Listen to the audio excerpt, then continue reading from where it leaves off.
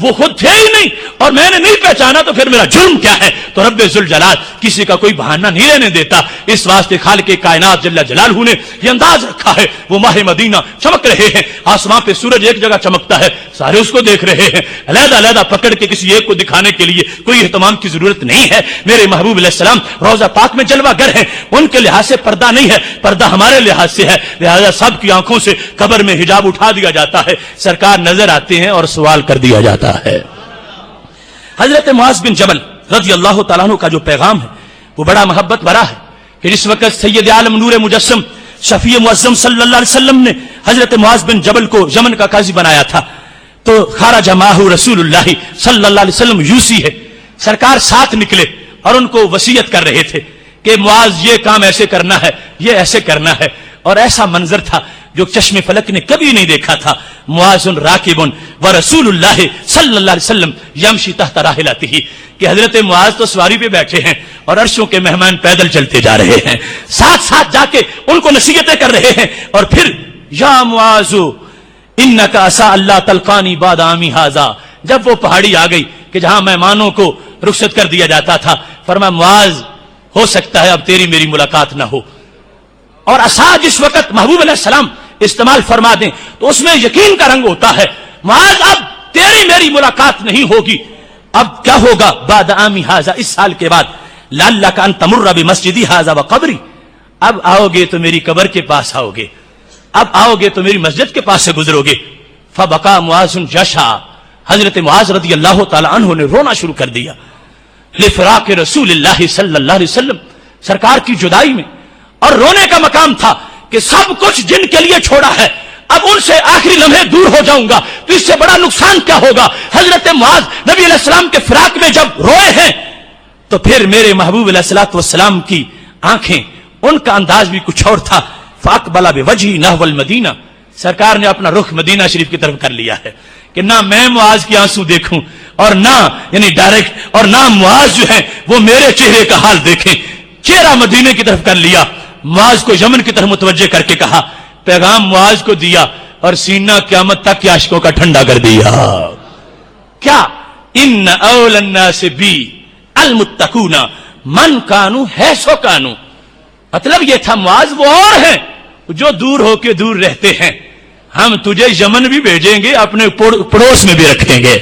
یمن رہ کے بھی تم دور نہیں ہوگے,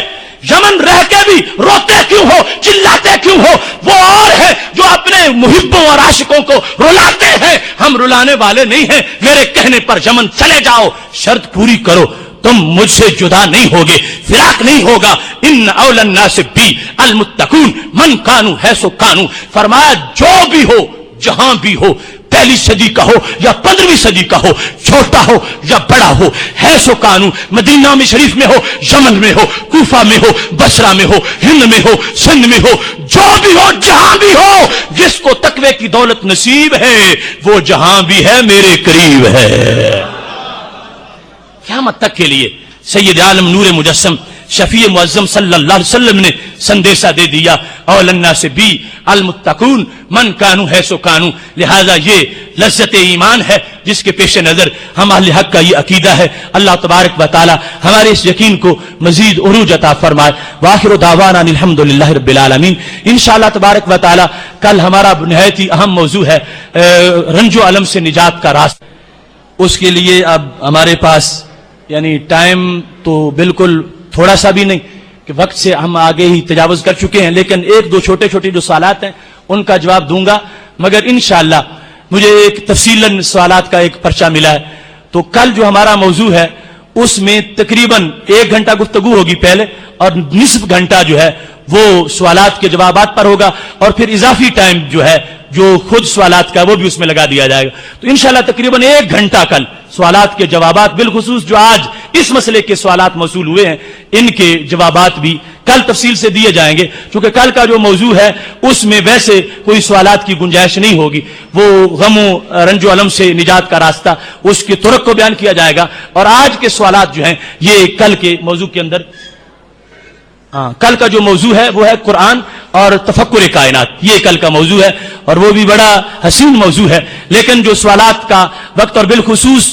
چونکہ ایک آدھ گھنٹہ جو ٹائم کے اندر ہمارے پاس گنجائش ہوگی اس میں آج کے سوالات کو بطور خاص جو ہے وہ شامل کیا جائے گا۔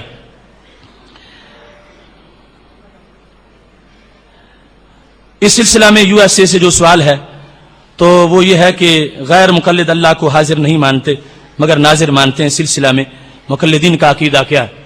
تو خالق کائنات جل جلالہ کے بارے میں ہم نے کہا کہ جو مناسب لفظ ہے وہ موجود ہے، موجود کا لفظ بولا جائے، اور یہ یقیناً ان لوگوں کے ہاں ترقی ہو گئی ہے، اب اپنے اصل عقیدہ کے لحاظ سے جو اس وقت ان کا ہے تو حاضر و ناظر کے مسئلے پر ان کا ہمارے ساتھ کوئی جھگڑا بنتا ہی نہیں، کیونکہ رب ذوالجلال کو وہ اس مقام سے انہوں نے علیحدہ کر لیا اپنی طرف سے، اپنی کوشش ہے ان کی، کر نہیں سکتے، کیونکہ اب عین اللہ خدا کہاں ہے اس موضوع پر بولتے بولتے انہوں نے یہ کہا کہ یہ ہر جگہ اللہ کو ماننا یہ ہمارا عقیدہ نہیں ہے، وہ صرف عرش پر ہے۔ تو جب رب ذوالجلال کے بارے میں انہوں نے یہ تخصیص کر لی، جہت کو بھی معین کر دیا اور مکان کو بھی معین کر دیا، تو اس کے بعد رسول اللہ صلی اللہ علیہ وسلم کے لحاظ سے جو ان کا پرانا اعتراض تھا وہ ویسے ختم ہو گیا کہ شرک ہو جائے گا۔ اب ان کے نزدیک رب ذوالجلال ہر جگہ موجود نہیں ہے، اور ان کی کتابیں اس بارے میں این اللہ خدا کہاں ہے، اور اس کے علاوہ ان کی جو کیسٹیں اس سلسلہ میں موجود ہیں۔ تو ہمارا یہ عقیدہ ہے کہ رب ذوالجلال جو ہے اس کو کسی ایک جگہ کسی ایک جہت کے ساتھ معین نہیں کیا جا سکتا۔ اگر کوئی یہ سمجھتا ہے کہ رب ذوالجلال جو ہے وہ عرش ہی میں ہے، اور عرش تو مخلوق ہے اور مخلوق محدود ہے، لمیٹڈ ہے، عرش جتنا بھی ہے اس کی ایک حد ہے، اور جس کی حد ہو وہ غیر محدود کو اپنے اندر سما نہیں سکتا، اس واسطے ان کا یہ عقیدہ غلط عقیدہ ہے کہ جس میں وہ رب ذوالجلال کو یعنی ایک محدود چیز کے اندر محدود مانتے ہیں، اور پھر جہت کے لحاظ سے یہ یقیناً ظاہر ہے کہ اوپر والی جہت اعلیٰ جہت ہے، اور ادھر اشارہ بھی کر دیا جاتا ہے، توجہ بھی کر دی جاتی ہے، اور اس لحاظ سے نزول کا لفظ بھی موجود ہے، مگر میرا رب جو ہے اس کو اگر اس لحاظ سے کوئی بندہ ایک جہت میں معین کر رہا ہے تو پھر انہیں یہ ماننا چاہیے جو شخص زمین پہ چل رہا ہے کتنا ہی متقی ہو وہ عام انسان ہونا چاہیے، اور جو کسی طیارے پہ بیٹھ کر وہ 10,000 فٹ اونچا جا چکا ہو وہ زمانے کا غوث اعظم ہونا چاہیے، اس واسطے کہ وہ تو اللہ کے قرب میں جا چکا، اللہ کے قرب میں پہنچ چکا ہے، اور جو اللہ کے قرب میں ہو وہ اللہ کا بڑا عظیم بندہ ہوتا ہے۔ تو اس سے پتا چلا کہ مقام الوہیت کی سمجھ پہلے دن سے ہی ان کو نہیں ہے، اگر اس کو سمجھنا ہے تو پھر تصوف کی وادیوں سے گزرنا پڑے گا۔ اس کے ساتھ ہی حنفی ماتریدی عقائد پر ہیں، اور یہ کیا عقیدہ ہے؟ اللہ تبارک و تعالیٰ کی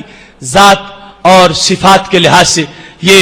ہمارا تفصیلی موضوع انشاءاللہ پھر اس پر کبھی بات کریں گے۔ ہم عقائد کے معاملات میں حضرت ابو منصور ماتریدی جو ہیں ان کے مذہب پر ہیں، اور یہ ہمارا عقیدہ اہل سنت کا کہ خالق کائنات جل جلالہ مجسمہ نہیں ہے، اور مشبہہ اور معطلہ کا جو عقیدہ ہے ان ساری چیزوں سے ہمارا رب جو ہے وہ پاک ہے، نہ جسم ہے اس کا اور نہ ہی وہ معطل ہے، اور نہ ہی انسانی جو ادائیں ہیں۔ مثلا ایک شخص نے رب ذوالجلال کے بیٹھنے کا انداز بیان کرتے ہوئے فرمایا وہ یوں بیٹھتا ہے جیسے میں کرسی پہ بیٹھ رہا ہوں، تو ایسی ساری صورتحال سے پاک جس رستے کو بیان کیا ہے وہ رستہ امام ابو منصور ماتریدی کا ہے، اور ہم صفات باری تعالیٰ کے بارے میں ان کے عقیدے کو اور ان کے راستے کو ماننے والے ہیں۔